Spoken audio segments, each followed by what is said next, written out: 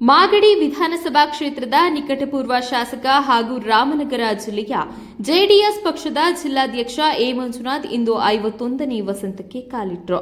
ಅವರ ಹುಟ್ಟುಹಬ್ಬದ ಅಂಗವಾಗಿ ಬಿಡದಿಯ ನಿವಾಸದ ಬಳಿ ನೂರಾರು ಅಭಿಮಾನಿಗಳು ಹಾಗೂ ಕಾರ್ಯಕರ್ತರು ಕೇಕ್ ಕತ್ತರಿಸಿ ಹಾಗೂ ಹೂವಿನ ಮಾಲೆ ಹಾಕಿ ನೆಚ್ಚಿನ ನಾಯಕನಿಗೆ ಶುಭ ಕೋರಿದ್ರು. ಎ ಮಂಜುನಾಥ್ ಅವರಿಗೆ ಪತ್ನಿ ಲಕ್ಷ್ಮಿ ಎ ಮಂಜುನಾಥ್ ಕೂಡ ಸಾಥ್ ನೀಡಿದ್ರು.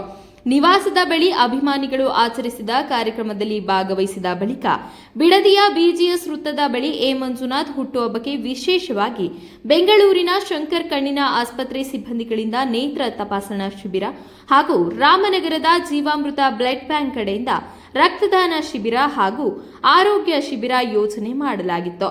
ಶಿಬಿರದಲ್ಲಿ ನೂರಾರು ಮಂದಿ ಪಾಲ್ಗೊಂಡಿದ್ರು. ಬಳಿಕ ಅಭಿಮಾನಿಗಳಿಂದ ದಕ್ಷಯಾಜ್ಞ ಅಥವಾ ಮೃಗಮುನಿ ಗರ್ಭಭಂಗ ಎಂಬ ಸುಂದರ ಪೌರಾಣಿಕ ನಾಟಕವನ್ನು ಏರ್ಪಡಿಸಲಾಗಿತ್ತು.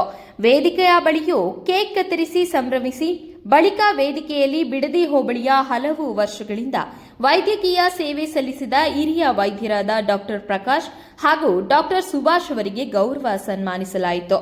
ಹುಟ್ಟುಹಬ್ಬದ ಅಂಗವಾಗಿ ವೇದಿಕೆಯ ಕಾರ್ಯಕ್ರಮದಲ್ಲಿ ಎ ಮಂಜುನಾಥ್ ಖುಷಿ ಹಂಚಿಕೊಂಡಿದ್ದು ಹೀಗೆ. ನಿಜವಾಗ್ಲೂ ಕೂಡ ನನಗೆ ಬಹಳ ಹೃದಯ ತುಂಬಿದ ಸಂತೋಷ ಆಗ್ತದೆ. ನನಗೆ ಇಡೀ ಕ್ಷೇತ್ರ ಮಾಗಡಿ ವಿಧಾನಸಭಾ ಕ್ಷೇತ್ರ ಅಲ್ಲ, ನಮ್ಮ ಬೆಂಗಳೂರು, ನಮ್ಮ ರಾಮನಗರ ಜಿಲ್ಲೆ ಅಲ್ಲ, ಬೆಂಗಳೂರಿಂದ ಹಲವಾರು ಈ ಭಾಗದ ಸ್ನೇಹಿತರು, ವಿವಿಧ ಭಾಗದಿಂದ ಹಲವಾರು ಜನ ರಾತ್ರಿಯಿಂದ ನನಗೆ ಆಶೀರ್ವಾದವನ್ನು ಮಾಡಿದ್ದಾರೆ, ಶುಭಾಶಯವನ್ನು ಕೋರಿದ್ದಾರೆ. ನಾನು ಯಾವತ್ತೂ ಕೂಡ ಆಭಾರಿಯಾಗಿರ್ತೇನೆ.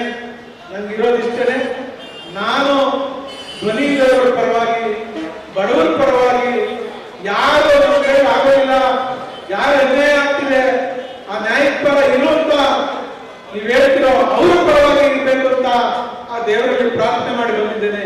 ನನ್ಗೆ ಬೇರೆ ಏನು ಕೂಡ ಬಯಸಿಲ್ಲ. ನನಗೆ ಈ ಜನದ ಬಗ್ಗೆ ಇರ್ತಕ್ಕಂಥ ಶಕ್ತಿ ಆ ಪರಮಾತ್ಮ ಭಗವಂತ ಕೊಡ್ಲಿ. ನಿಮ್ಮೆಲ್ಲರ ಆಶೀರ್ವಾದ ಸದಾ ನನ್ನ ಹೇಳಿದ್ರಿ.